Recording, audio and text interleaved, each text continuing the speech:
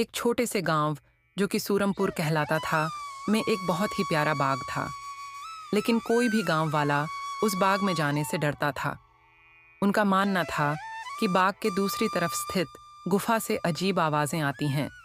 इन आवाजों से सभी लोग डर जाते थे।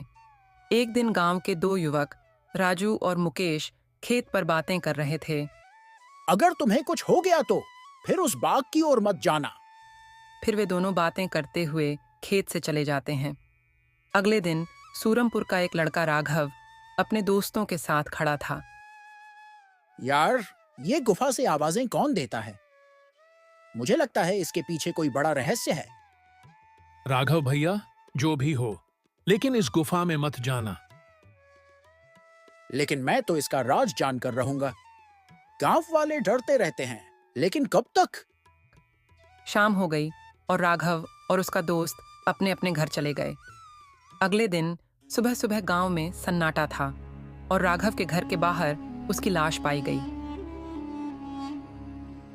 वह तो कहकर गया था कि आज एक रहस्य को सुलझाने जा रहा हूं।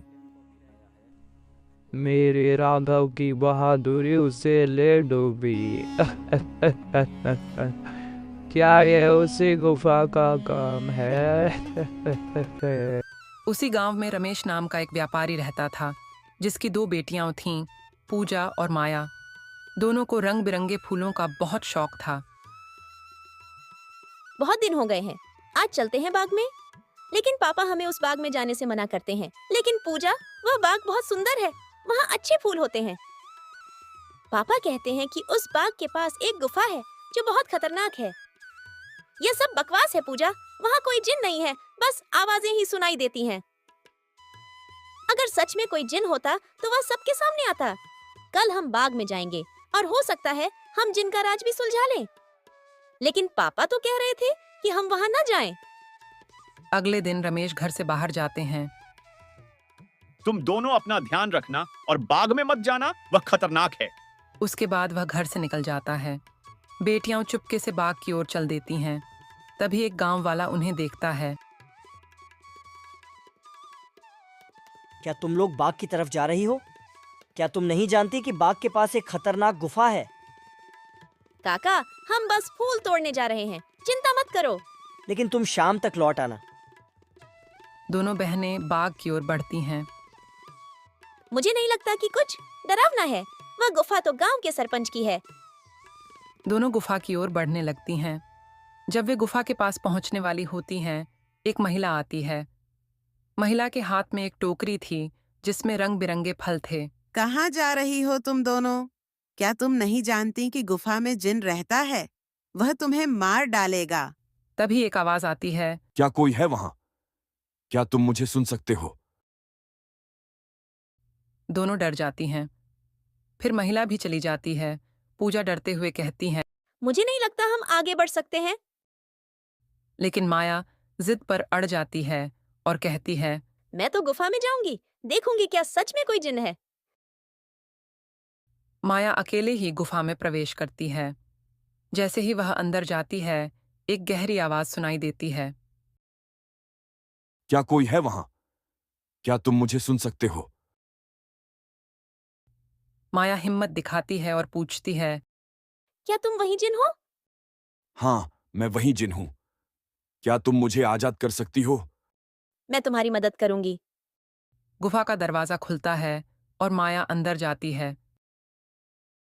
मैं एक छाया हूं, मैं कोई जिन्न नहीं हूं। अगर तुम मेरी मदद करना चाहती हो तो नीचे तहखाने में जाकर जिन से मिलो। माया आग की मशाल लेकर तहखाने में जाती है। क्या तुम मुझे सुन सकते हो? तुम बहुत बहादुर हो माया। तभी जिन सामने आता है। मैं जिनाद हूं, मुझे इस गुफा से आजाद कर दो। तुम जो फल लेकर आई हो वह मुझे चाहिए। इसके बदले मैं तुम्हारी दो इच्छाएं पूरी करूंगा। माया डरते हुए कहती है, क्या तुम सच में हमारी इच्छाएं पूरी करोगे? जिनात मुस्कुराते हुए कहता है, हाँ, मुझे जो चाहिए वो मुझे दो और फिर मैं तुम्हारी मदद करूंगा। माया सोचती है और फिर टोकरी से फल निकालकर जिनात के सामने रख देती है। जिनात फल खाता है और कहता है, अब तुम 2 इच्छाएं मांग सकती हो। माया एक पल सोचकर कहती है, मेरी पहली इच्छा है कि गांव में शांति और खुशी रहे और सभी डर दूर हो जाएं। जिनात मुस्कुराता है और उसकी पहली इच्छा पूरी कर देता है। फिर माया कहती है, मेरी दूसरी इच्छा है कि तुम इस गुफा से बाहर निकलकर मुक्त हो जाओ। जिनात खुश होकर कहता है, तुम्हारी इच्छाएं पूरी हुईं। अब मैं मुक्त हूं। और फिर वह गुफा से बाहर निकल जाता है। गांव में शांति और खुशी फैल जाती है और सब लोग डर को भूल जाते हैं। माया और पूजा घर वापस लौट आती हैं। हमने उस गुफा का रहस्य सुलझा लिया, पूजा कहती है। हाँ, और अब हमें डरने की जरूरत नहीं है। माया मुस्कुराती है। तभी गांव की एक बुजुर्ग महिला आती है और कहती है, क्या तुम दोनों को पता है कि तुमने क्या किया? महिला मुस्कुराती है, तुम दोनों ने एक बहुत बड़े रहस्य को सुलझा लिया। तुम्हारी बहादुरी ने सबको डर से मुक्त कर दिया और इस तरह गांव में फिर से शांति स्थापित हो जाती है और सभी खुशी से रहने लगते हैं। कहानी के अंत में राघव की मौत का भी खुलासा हो जाता है कि उसकी मौत जिन्न की गुफा के बाहर नहीं, बल्कि हार्ट अटैक से हुई थी।